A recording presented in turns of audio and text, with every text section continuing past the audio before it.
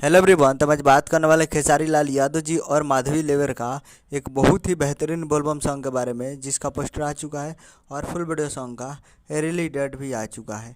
और इस गाने को लिखे हैं कृष्णा बेदर्दी जी और इसमें म्यूजिक दिए हैं आर्या शर्मा जी, और इस गाने को गाए हैं खेसारी लाल यादव जी, जो कि आपको स्क्रीन पर दिखाई दे रहा है। जिस सॉन्ग का टाइटल है सावने में जाता नहीं देवघर, जिसका टाइटल है सावने में जाता नहीं देवघर।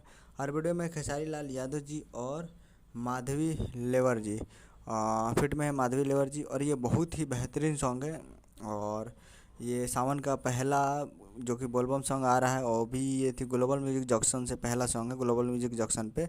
तो आप लोग तैयार रहिएगा। और ये बहुत ही बेहतरीन, ऐसे तो 3-4 सॉन्ग खेसारी लाल यादव जी का इस सावन में रिलीज हो चुका है, देवघर सॉन्ग।